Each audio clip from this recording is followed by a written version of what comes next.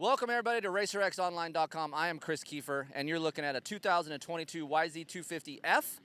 But the kicker is it has a GYTR engine performance kit and little trinkets that we're going to talk about as well.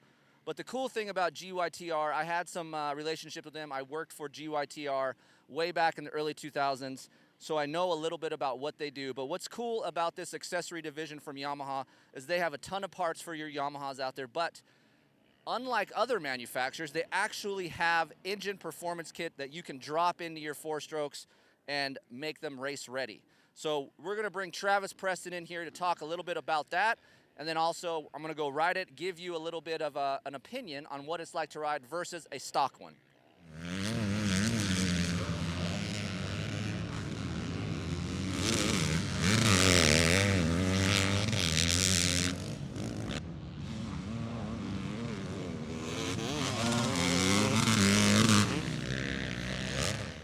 All right, I got Travis Preston here, Yamaha technician, Yamaha R&D.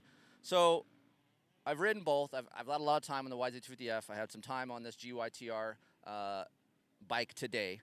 So what can the customer expect when they want, hey, I need some more horsepower. I want to get the durability from Yamaha. What comes with this kit? Yeah, so what comes with this kit is a fully modified head, cams. The valves come already installed in this head. It comes with a high compression piston. It also comes with a Vortex ECU.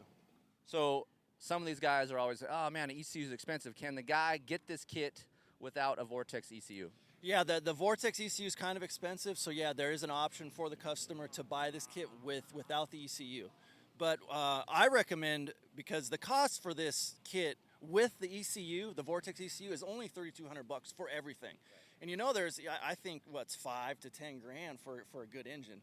This is ready to go for $3,200, and the Vortex ECU, it just offers more parameters to tune.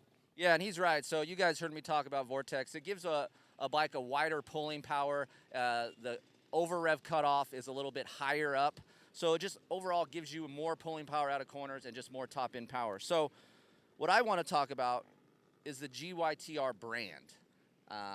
As you guys know, I worked at Yamaha for 6 years in the accessory division, so I've had some time with this kit, but this kit has evolved since I've been there. Dude, there's so much parts that Yamaha offers with GYTR, but what I really think is cool is it goes through a rigorous durability process. So I guess give the people out there a little snippet of what it's like, what you guys do, what's the criteria for the durability on this? Because I guess if I'm spending $3,200, I want to make sure it's going to last. So yeah, this is what I love about this kit, because it seems like there's so many aftermarket companies out there. You know, I'd be scared not knowing what you're going to get. With this kit, we do all in-house testing, development for this kit, and the durability of this kit is so gnarly. So when we finally tune it and find all the parts that we want and the settings that we want, we'll come out here to tracks in California, and we'll do 25 hours straight on this bike, just gassing it, lubing the chain. And after every day, we'll just check valve clearance. That's it. Not even change the oil? We do change the oil. Yeah, we change the oil, and we make sure the filter's clean. So I've been a part of this process back in the day, and it was, I think, 1,000 kilometers what we put on certain things. And he is right. There is no stopping. The bike doesn't really stop. It comes in, gets chain lube, fuel, get looked over, and it's right back in. So it's constantly moving. I can say this kit can last well over, I don't know, give me a ballpark number for hours. Yeah, I'd probably go right around that 25-hour mark before, you know, I'd pop the head, check valve clearance, and start looking at the cam chain. Other things on here that I like, obviously FMF and GYTR collaborate and build a full system for this. There's levers, there's a tall seat, which honestly I had a good time with the seat today. I rode it, and there was one thing I can complain about on the Yamaha is ergonomics, right? This kind of helps that seat to peg height position. I'm 6 foot, obviously Travis is tall.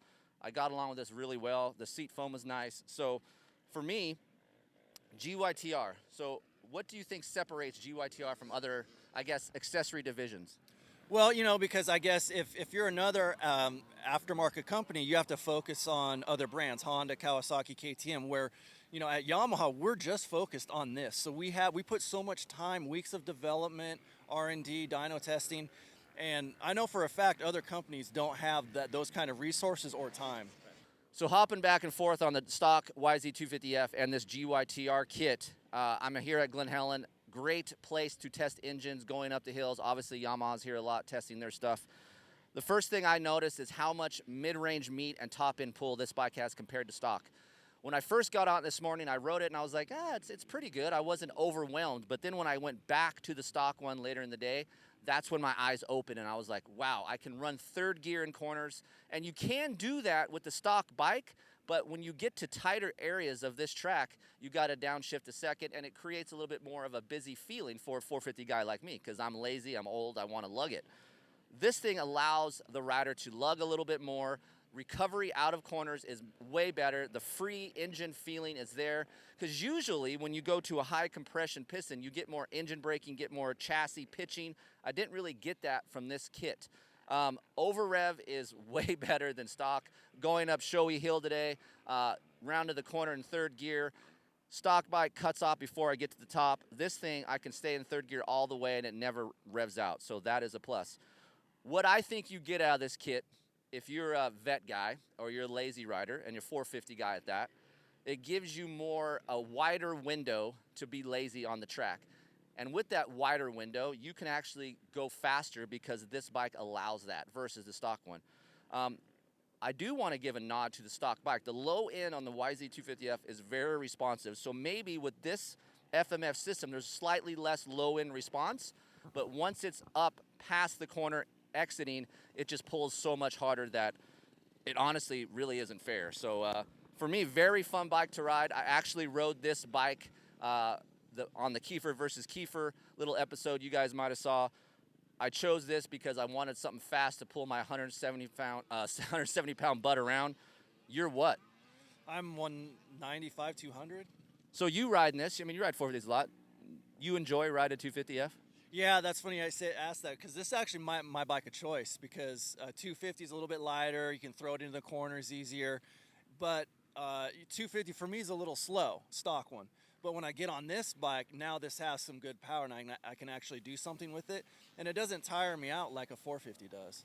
So Travis was right earlier about talking about when you go to an engine builder, you're going to spend well over $4,000 or $5,000 to get an engine of this magnitude. You're going to have pistons, cam costs, cylinder head work costs. I mean, everything in this kit is ready to go. It's easy. I'm not a great mechanic. Drop it in the cylinder is basically, it's ready to go, just like Travis said. So for me, it just makes sense. And what I do like about it is I know how tough this engine build can be. It's not easy to gain horsepower and reliability. This thing absolutely does that. So that is key for me. If I'm spending $3,000, I don't want to be rebuilding every 10 hours. I don't need a 10-hour engine. I wanted to ride it. I ride 1-2 days a week, and I want to race on the weekend. This thing does that well. Little trinkets here. The GYTR has levers, seat foam, cover, FMF, GYTR muffler. There's all kinds of things that the Yamaha parts and accessory division. Oh yeah, and a clutch, sprockets, chains, magneto cover. There's all kinds of things GYTR offers. If there's two companies that offer the most parts and accessories, it's KTM and Yamaha. But Yamaha offers engine performance kits unlike any other. So for me, very fun bike to ride. If you're an older gentleman or if you have a kid that just wants to go racing, this might be the cheapest way to get him a faster YZ250F. So very fun bike build. And Travis, if me and you rode this together, who do you think have the fastest lap time? I don't know. You actually impressed me today. Well, okay, lap time, for sure you might get me on the lap time, but if we do a race, I'll get you on the race. He's probably right. He's a racer at heart. So you can go to racerxonline.com for more information. If you have any questions about this, Kris at KeeferIncTesting.com. I'm happy to help you out and guide you in the right direction. And, of course, 12 issues, $30. There is a publication available, Racer X Pub, and you can read stuff that you can't read online. So fun day today at Glen Helen. We'll see you on the next test.